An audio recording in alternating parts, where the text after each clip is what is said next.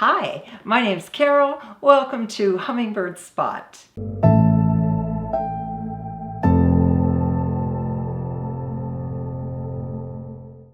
In this episode of the Costa Rican Photography Adventure, we're going to Donde Cope. If you haven't seen the previous episodes, you can click up there. This is the home of Jose Cope Perez in Unión de Guapiles, Limón, Costa Rica. From what I read, this used to be a tilapia farm, and he converted it into an eBird hotspot.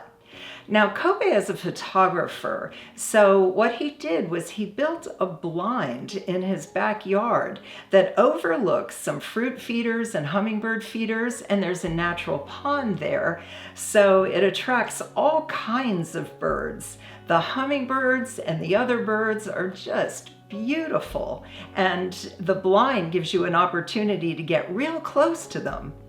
I was really happy for the blind today because it was raining pretty hard when we got there.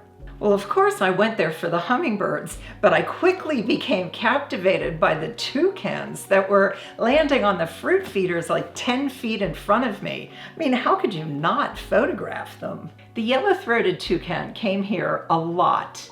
Now, this is a bird with a very large bill and a teeny tiny needle tongue. Honestly, I don't know what they could possibly do with that little tongue.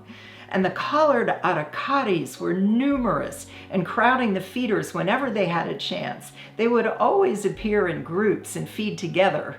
I've told you before that it's hard to photograph the hermits. They're just my nemesis birds. They don't stick around, they don't perch out in the open. You either have to be in their lek or just have to know where one hangs out. But at Cope's, there were two species of hermits that did perch out in the open very close to the blind. Both of these species we had seen before, but it was really great to get close-up pictures of them. The first one was the striped-throated hermit. Now, we saw this one before in Honduras at the Panicam Lodge, but this one came very, very close, and I was able to get a very good shot of him. The other one was the long-billed hermit, which we had also seen before in Honduras at Pico Bonito. But this is a wonderful bird, and he came very, very close to the other side of the blind. The purple-crowned fairy was another bird that we photographed in Honduras, and we found one perched way high up in Cope's driveway. And he stood up there long enough and fanned his tail and stayed there so we could get some good photographs and video of him. But the Bronze-tailed Plumeleteer was the new species for me today. And check out those red feet. This is the first hummingbird I've ever seen with feet this color. The Plumeleteer is found from Honduras down through western Colombia and Ecuador. It's mostly green with a bronze rump. And did I mention the red feet? I love them. There were two males that were in some kind of face-off. When I first noticed them, I thought they were just hanging out and being peaceful like a lot of the hummers are on my balcony. But when I sat and watched them, I saw that neither of them would let the other one feed. One would dart to a feeder and the other one would take off after it and knock him off. Then it would be repeated, but the other way around. The other bird would knock off the first one from the feeder. Then they would come back on this branch and they would sit together peacefully for a long time. Really strange behavior.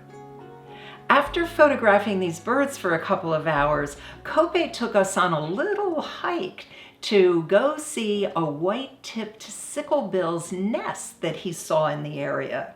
So he loaned us some rubber boots, and we had to cross a little stream and go up an embankment, and on the way we found a white-tipped Sicklebill that was perched. So we stayed there a little bit and got some photographs and video of it. Then Cope showed us the nest.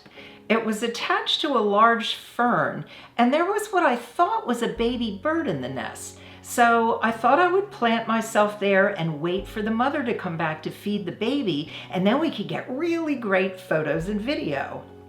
1 hour, 2 hours, 2.5 hours go by. By this time, William and I had exhaled enough carbon dioxide to attract every mosquito within 5 miles. Suddenly, the bird took off, hovered in front of the nest, disappeared, and came back in a few minutes and sat. Well, what should have clued us in was that this bird sitting in the nest had a long tail. It was the mother, and she was probably sitting on eggs. I would have to stand there for many days before I would get to see a white-tipped sicklebill feed her babies. William kept himself entertained by finding a poisonous frog and a Jesus lizard. Now, I'm told that it's called a Jesus lizard because it can walk on water. I'm sorry I didn't actually get to witness that.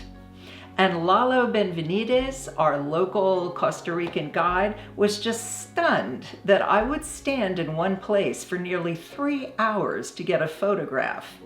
Welcome to my world. Make sure you subscribe and hit that bell, because next week we're going to the famous Rancho Naturalista to find more hummingbirds to photograph.